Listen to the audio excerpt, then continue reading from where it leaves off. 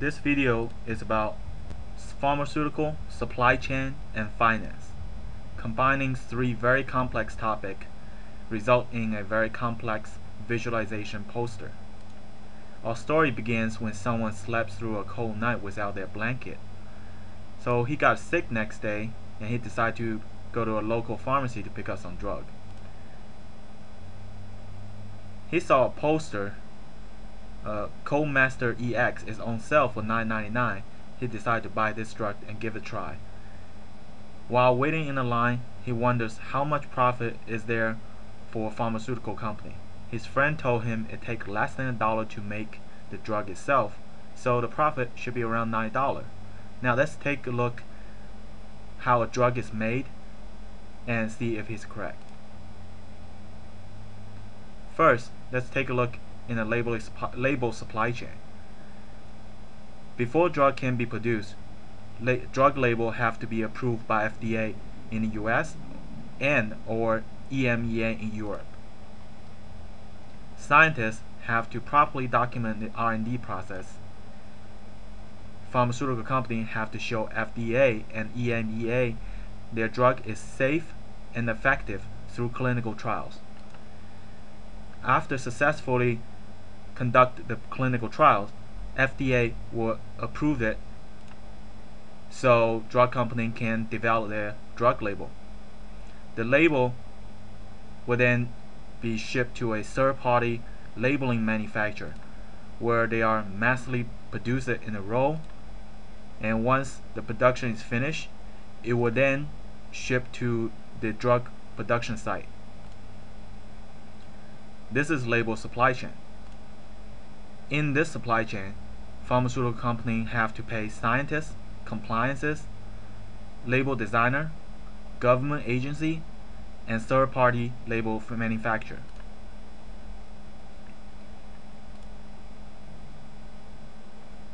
The finished product would then be shipped to the production site via third-party logistic.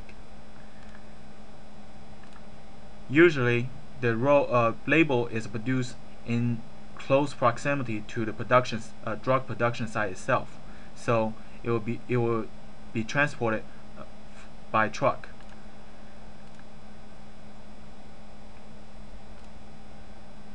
But before we talk about production supply chain, let's continue to talk about raw material supply chain, since label supply chain is part of the raw material supply chain. Other raw material supply chain raw material needed for the production includes simple raw material such as compounds or advanced pharmaceutical ingredient such as chemicals. Other material needed like packaging material will also be provided and shipped to the production site by third-party logistic.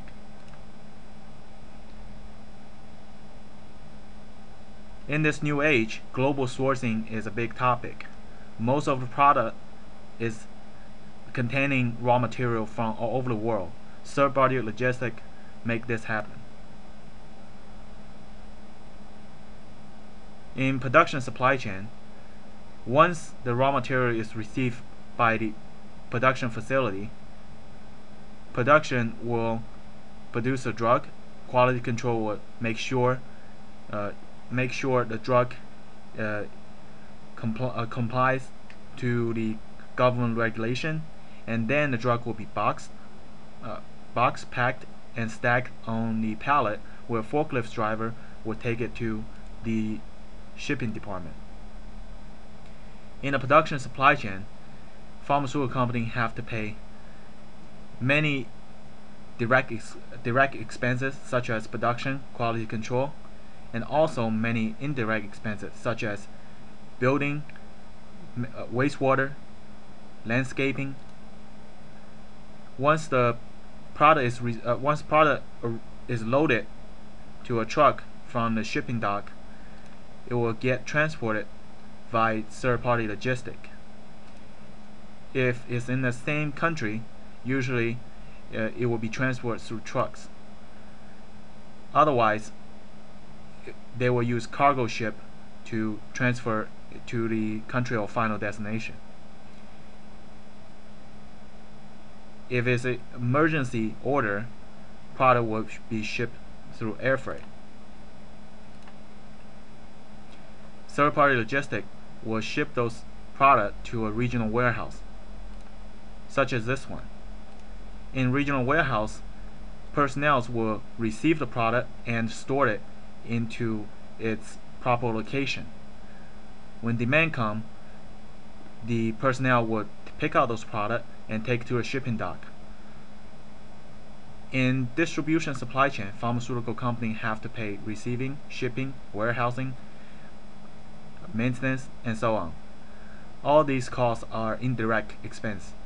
However, they are a huge part of the warehouse, huge part of expense to distribute the drug to the pharmacy itself.